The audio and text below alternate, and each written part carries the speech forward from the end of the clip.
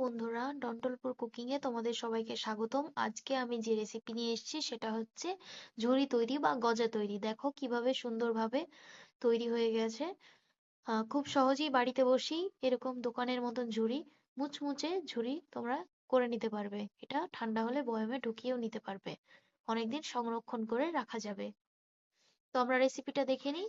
এখানে আটা নিয়েছি, আটাতে সামান্য সাদা তেল আর চিনি আর লবণ অ্যাড করে আমরা আটাটাকে একটা ডো ভাবে তৈরি করে নেব এবং এই আটাটাকে আমরা রেস্টে রেখে দেব 30 মিনিট। তুমি চাইলে 10 মিনিটও রাখতে পারো। আটাটা রেস্টে থাকলে আটাটা অনেক সফট হয়ে যাবে। এরপর রেস্ট থেকে ফিরে আসলাম। আটাটা দেখছি অনেকটা নরম হয়ে গিয়েছে। এবার আটাটাকে আরেকটু মুথে নেব। তারপর আটাটাকে দুই ভাগে ভাগ করলাম। আটাটাকে একটু আমরা যেহেতু রুটি রুটি তৈরি করব, এই জন্য আটাটাকে একটু ডো হিসেবে তৈরি করে নিলাম। এবার আটাটাকে দিয়ে আমরা রুটি হিসেবে বেলে নেব। ঝুড়ি কিন্তু আমাদের প্রত্যেকেরই অনেক প্রিয়। তো বাড়িতে বসে এইভাবেই যদি বানানো যায় তাহলে কিন্তু মন্দ হয় না। কি বলেন আপনারা?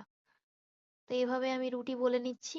রুটিটা খুব একটা পাতলা করে বলা যাবে না, একটু সামান্যতম মোটা করে বেলতে হবে যেন ঝুড়িটা একটু ভালো হয়।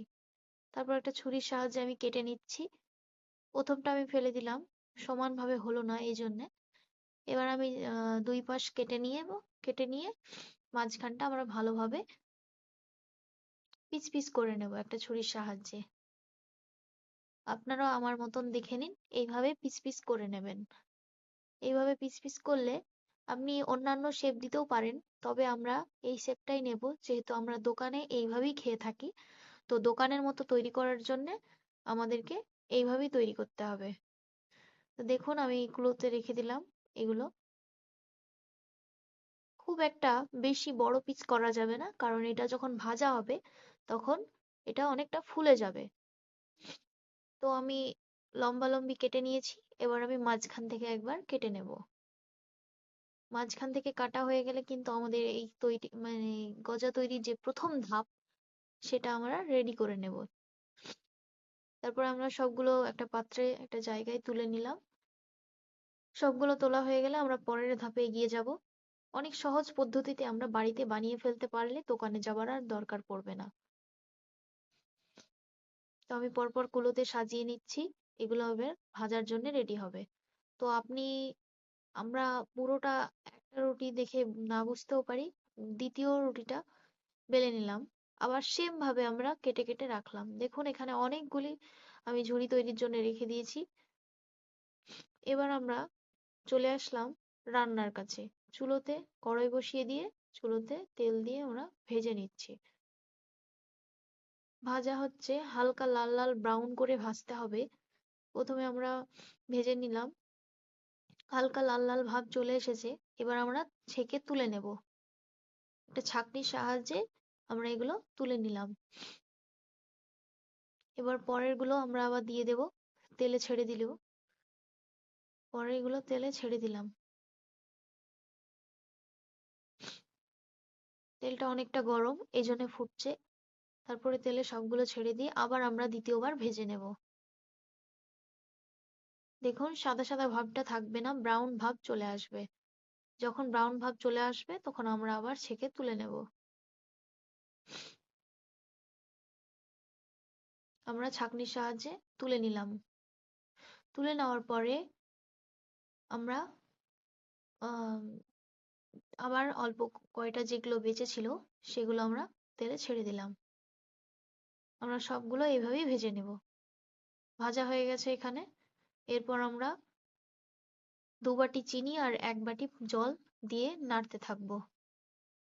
যখন ফুটতে আরম্ভ করবে আমরা বাটিতে দিয়ে চেক করে নেব দলা পাকায় কিনা। যদি দলা না পাকায় তাহলে আরো রসটাকে পাকাতে হবে। রস পাকানো শেষ। এখানে প্রথম ধাপে আমরা একটু রসে চুবড়িয়ে নেব।